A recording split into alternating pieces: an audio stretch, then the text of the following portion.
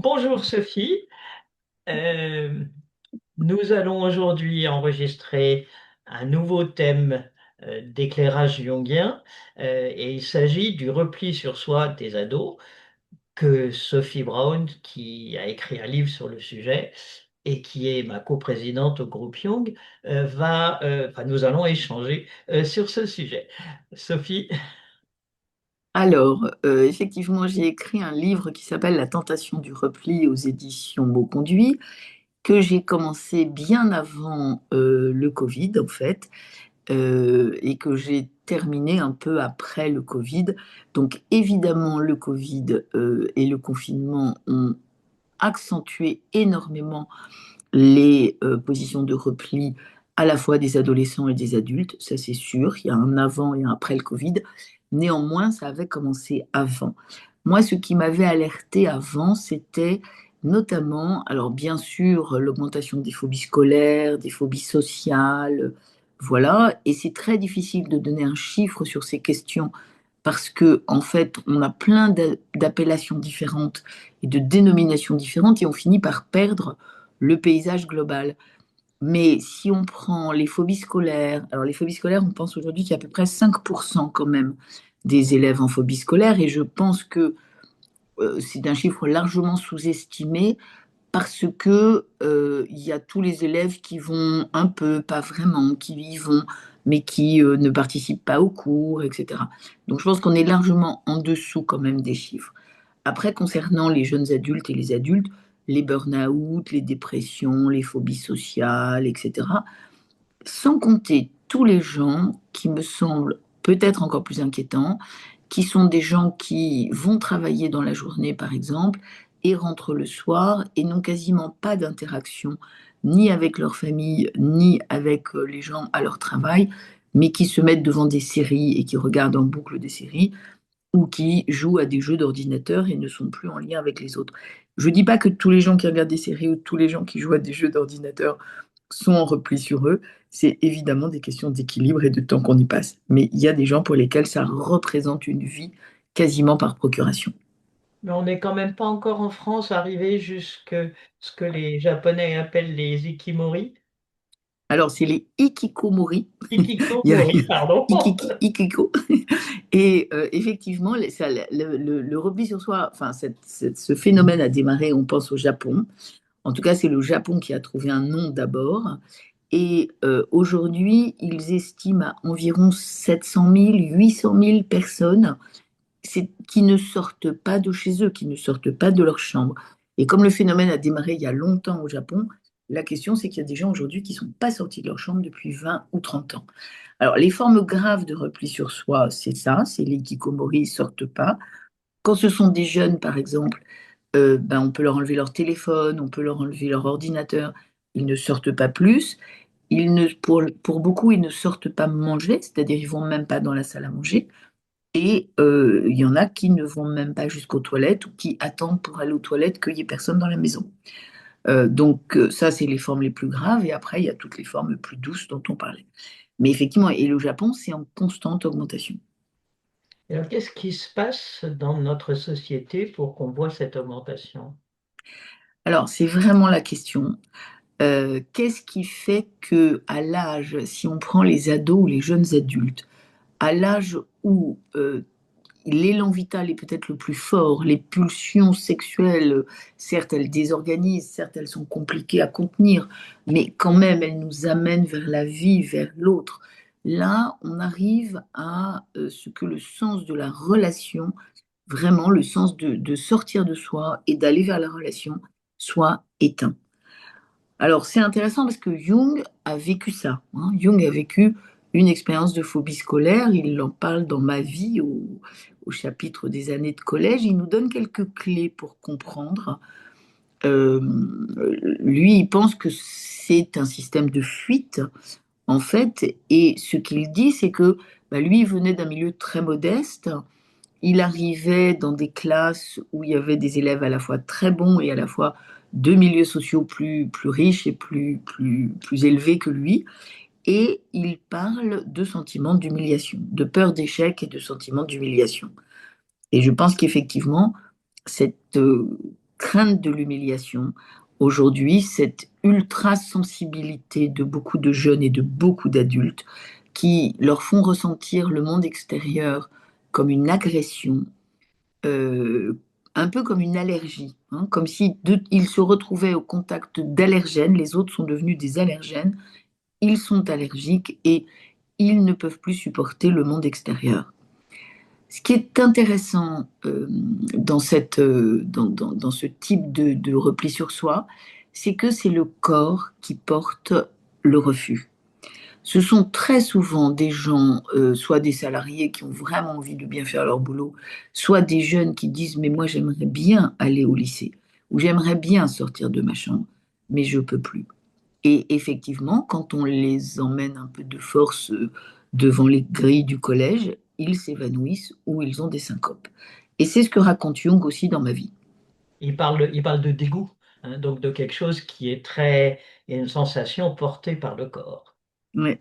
Et ça veut dire, il me semble, que leur psychisme, leur psyché n'est pas assez construite. L'espace psychique est presque inexistant. Et donc, c'est le corps qui doit, à un moment donné, porter, un peu comme les bébés qui vont vomir quand c'est pas bon et qui vont prendre éventuellement ce qui est bon et rejeter ce qui n'est pas bon. Eh bien, c'est le corps qui le porte parce que peut-être le psychisme ne s'est pas suffisamment construit. Et c'est toute la question, je crois, qu'on doit se poser dans l'éducation d'aujourd'hui. Comment est-ce qu'on peut construire le psychisme de ces jeunes pour qu'ils puissent supporter le choc avec le monde extérieur, qui est un choc brutal, qui est d'autant plus brutal que on, on- il, c'est d'autant plus brutal aujourd'hui qu'on les élève un peu comme des enfants rois. On leur dit vous allez avoir tous les droits. On les élève comme des êtres pour qu'ils s'épanouissent, qu'ils se sentent uniques, qu'ils se sentent différents des autres et qu'ils existent comme des sujets. Et puis tout à coup, effectivement, ils arrivent à l'école, ou ils arrivent au collège, ou ils arrivent au lycée, ou ils arrivent en entreprise. Et là, évidemment, ils voient bien que c'est pas vrai et qu'ils n'ont plus. euh, alors, bien sûr, ils n'ont plus ce statut d'enfant roi, ça c'est normal, mais ils n'ont même plus un statut d'enfant différent ou différencié. Et là, le choc est très brutal. Et parfois, ils n'arrivent pas à le dépasser. Donc la base d'un psychisme pas suffisamment construit se rencontre avec différentes causes sociales. Et est-ce que tu peux nous éclairer sur les différents éléments qui jouent? Oui, tu as raison. On peut repartir d'abord, c'est vraiment comme pour tous les problèmes psychiques, hein, c'est une rencontre entre un moment de la société, des causes sociales et des causes intimes et des causes de l'histoire personnelle. Alors, ce qui est évident aujourd'hui, bien sûr, c'est l'éco-anxiété. Tous les jeunes qui arrivent dans nos cabinets, en gros, pour résumer, s'asseyent et nous disent pourquoi voulez-vous que j'aille au collège? Pourquoi voulez-vous que j'aille au lycée? Pourquoi voulez-vous que je fasse des efforts? La Terre s'écroule dans 10 ans, ça ne sert à rien. Ça, c'est vraiment l'anxiété, c'est absolument terrible. De plus en plus, les angoisses de guerre aujourd'hui, hein, qui se rapprochent. Voilà, on parle quand même de guerre avec la Russie aujourd'hui. Enfin voilà, et les jeunes le vivent là aussi vraiment dans leur corps et dans leurs angoisses très très profondes. Après, il y a Didi, pardon. pour donner un contre-pied à ça, moi qui suis né dans les années 40, les années 50, pardon, ma génération avait quand même peur de la guerre froide du rideau de fer, et etc. Donc la peur de la guerre, voilà. Simplement, je pense qu'il y a une conjonction aujourd'hui. C'est pour ça que c'est intéressant que tu nous donnes la liste de toutes ces causes. Mais tu as absolument raison, et c'est ça. Et c'est d'ailleurs souvent ce qu'on répond aux jeunes qui parlent de ces angoisses de guerre, c'est que bah, nous aussi, on a vécu dans des moments dans lesquels, évidemment, il pouvait y avoir une bombe atomique, la guerre froide, on en parlait beaucoup. Mais nos psychés n'étaient pas construites de la même façon, ou plutôt étaient peut-être construites, alors notamment aussi avec des supports collectifs, ce qui n'est plus le cas. Les supports collectifs, je pense aux institutions, Catherine. Je pense à la religion, par exemple, euh, les institutions qui tenaient. Aujourd'hui, on voit, en tout cas dans nos pays occidentaux, quelque chose, bien sûr, qui est beaucoup plus souple du côté des institutions, beaucoup plus fragiles aussi dans la morale collective, dans les valeurs. Alors c'est à la fois une très bonne chose parce que ça donne beaucoup plus de liberté aux individus, Ouais. mais c'est en même temps une source de fragilisation parce que tout doit être décidé. Tout est choisi aujourd'hui. On choisit par exemple d'avoir un enfant, ce qui n'était pas le cas il y a encore 2 générations. On choisit de se marier, de ne pas se marier. On choisit éventuellement son genre. On choisit aussi maintenant presque le moment de sa mort. Ce sont à la fois d'énormes libertés et à la fois d'énormes sources d'insécurité et de fragilité très très profonde. Un autre point important, c'est euh, les représentations de l'origine, hein. On n'en tient pas beaucoup compte, mais on vit un moment très particulier de l'histoire de la civilisation où on a toujours jusque-là, alors pas toujours, mais depuis longtemps quand même, su que notre histoire, elle s'originait, notre être même, il s'origine dans la rencontre sexuelle entre un homme et une femme. Cette scène originaire, elle est quand même vraiment très, très profonde dans notre construction psychique. Et là, aujourd'hui, tout ça est en train de changer beaucoup et on ne sait pas très bien ce que ça produit dans les psychés de nos contemporains. Alors, et ça serait vraiment Allez. intéressant de regarder effectivement quel est le mythe de l'origine qui peut se mettre en place. Et je crois que c'est un travail pour les années à venir. Voilà, on va essayer de former les jeunes pour qu'ils réfléchissent à ça. C'est vraiment important. Évidemment, c'est même pas la peine d'en parler, le poids des réseaux sociaux, le poids des algorithmes, le poids des fake news, la capacité d'être harcelé à Mm. cause de l'anonymat. Enfin, je veux dire, bien sûr que dans les collèges et dans les lycées, ça c'est quelque chose qui est extrêmement important. Autre chose aussi, c'est que le rôle dans les familles a beaucoup changé. Aujourd'hui, la rapidité des évolutions techniques, par exemple, est d'abord extrêmement dure à digérer pour tout le monde, et je crois même pour les jeunes. Mais du coup, ils se retrouvent aussi avec des connaissances que leurs parents n'avaient pas, et des connaissances quand même qui sont assez fondamentales aujourd'hui dans la famille. Et ça, je crois que ça change aussi beaucoup les rôles dans la famille et la répartition des rôles et des équilibres. Voilà, donc il y a énormément, et j'en oublie plein là bien sûr, mais il y a vraiment énormément de causes qui fragilisent la psyché humaine, qui s'individualise, et on ne tient pas assez compte, je crois, de cette individualisation et de comment est-ce qu'il faudrait construire aujourd'hui les psychismes pour qu'ils soient euh, plus prêts à affronter ensuite les épreuves de la vie et qu'ils se sentent les ressources pour les affronter. Parce que c'est peut-être ça ce que tu disais tout à l'heure sur, par exemple, la guerre froide. On se disait, il y aura peut-être la guerre, mais on ne se demandait pas si on allait individuellement pouvoir ou pas le supporter. Voilà. Aujourd'hui, je crois que la question, elle est vraiment très présente pour chaque personne. Ouais. Ouais. Et alors, ces jeunes, on les a élevés avec l'idée qu'ils pouvaient tout faire, qu'ils ils seraient des individus séparés, décidés, décideurs, des héros. Euh, et le monde extérieur leur envoie autre chose? Alors, je crois que on n'a pas besoin d'être psy pour se rendre compte que le monde extérieur ne renvoie pas aux gens l'idée qu'ils sont des individus, qui sont des sujets de leur vie et qu'ils sont. Et dès qu'on arrive à l'école, en fait, alors l'école primaire encore, je crois que ça va, il y a 20 élèves, 25 élèves, ça fonctionne encore. Et là, il faut dire quelque chose de très important, c'est vraiment que les instituteurs, les profs sont très souvent des héros de nos temps modernes. Et c'est pas du tout d'eux dont on parle, mais le système en tant que tel aujourd'hui traite les jeunes comme une espèce de masse, comme un groupe et pas comme des individus, avec un très très fort attrait pour la compétition.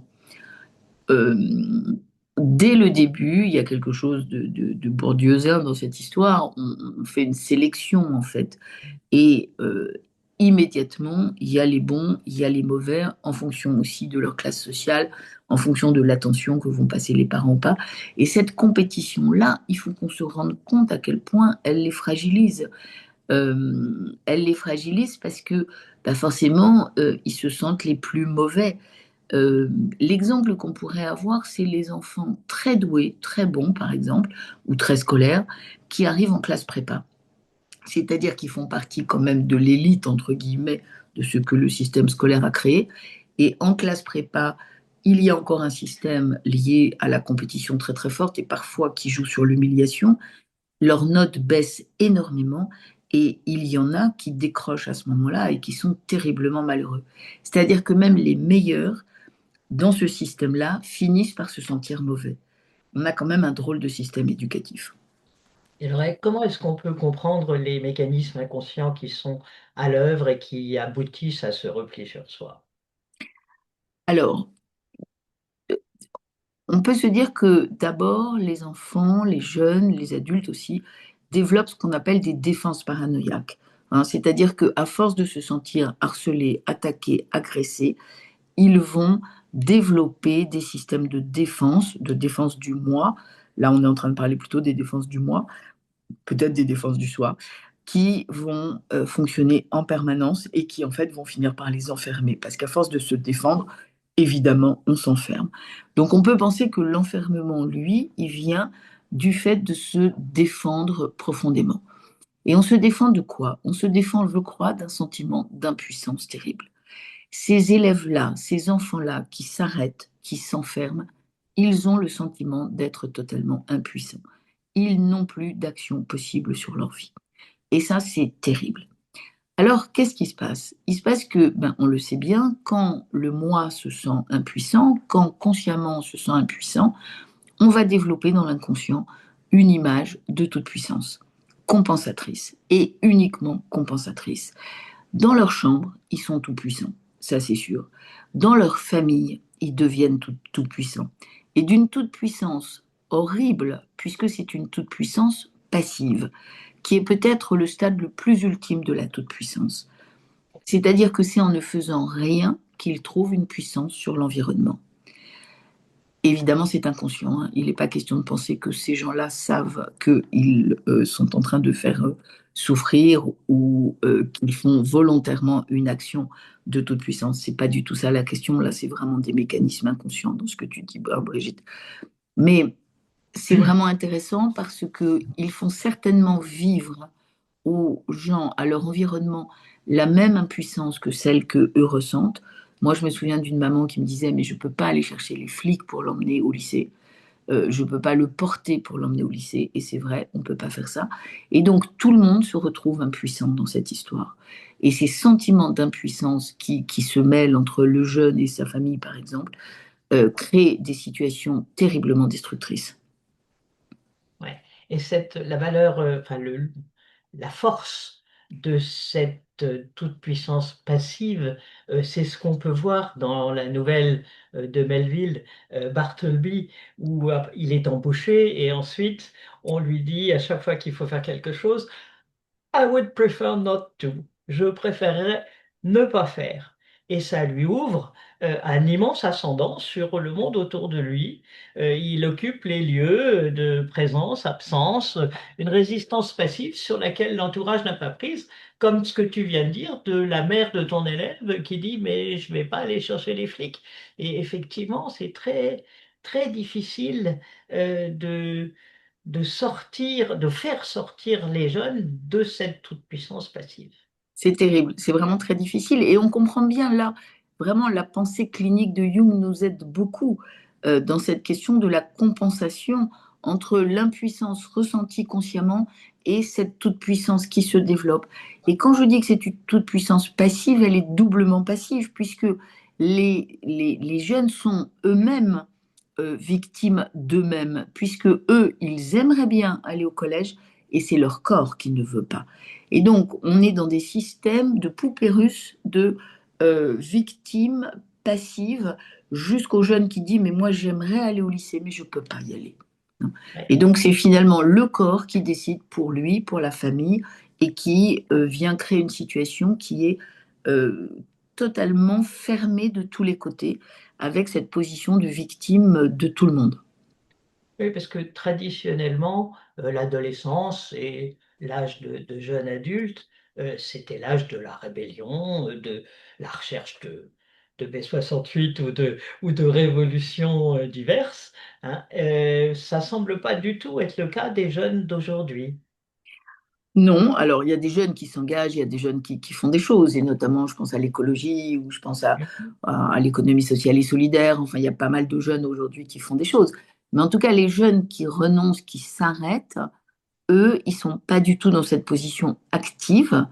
Et c'est là où vraiment il y a quelque chose qui est éteint chez eux.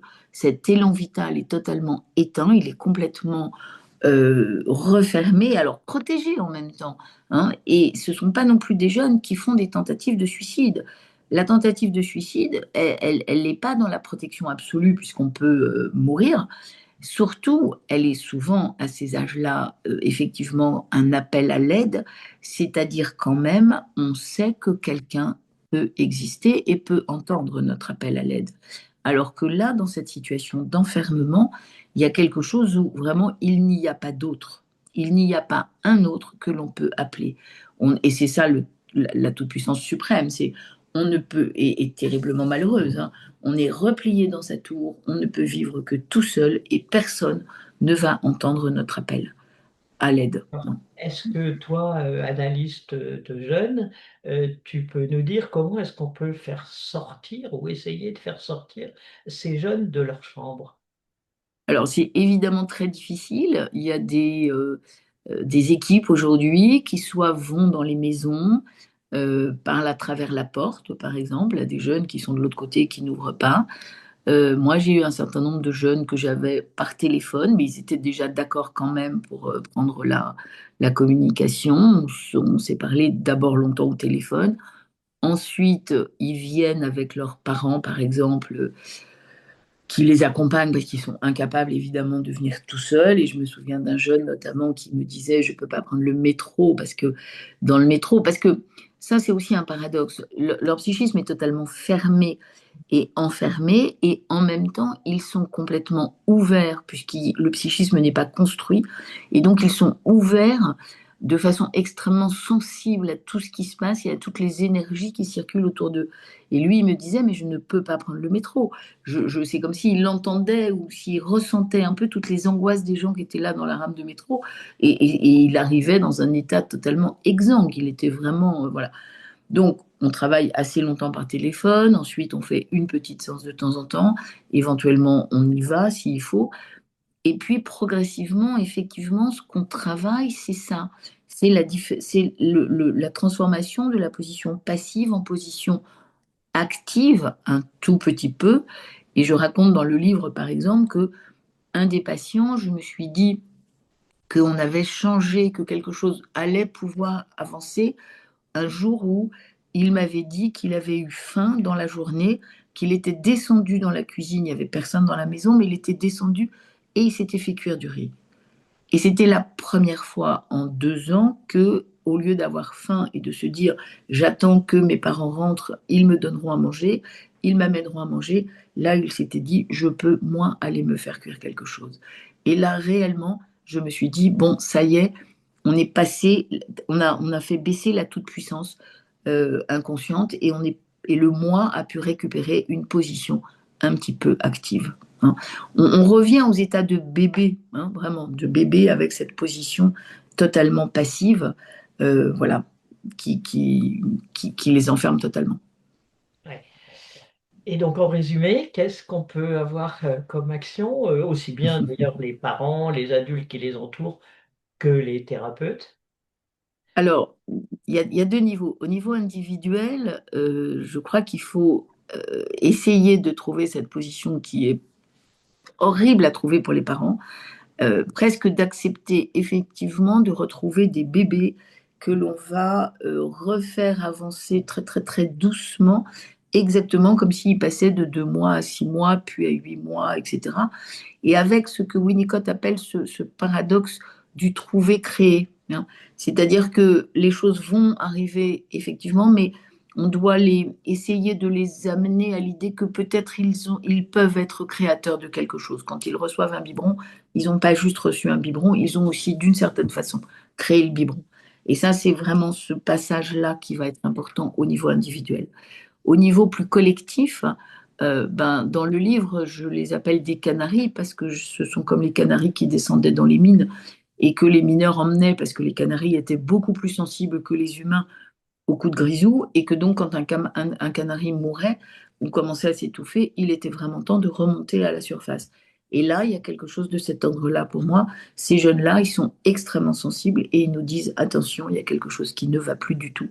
Et il faut que collectivement et socialement, on transforme des choses, l'éducation, peut-être aussi notre façon de vivre le monde, de vivre dans la terre, l'écologie, enfin tout ce qui fait notre vie aujourd'hui. Et peut-être que on doit les écouter. Il y a quelque chose aujourd'hui qui ne fonctionne plus et qui va jusqu'à éteindre l'élan vital des individus. Bien. Eh ben, c'est pas forcément très réjouissant, mais tu nous as donné un éclairage particulièrement intéressant sur cette difficulté. Donc, je te remercie. Je ne sais pas si tu as encore quelque chose à dire. Je termine par un petit mot, juste pour dire que comme toujours, les pathologies nous permettent aussi un éclairage sur ce que nous vivons, nous, de façon beaucoup plus nuancée.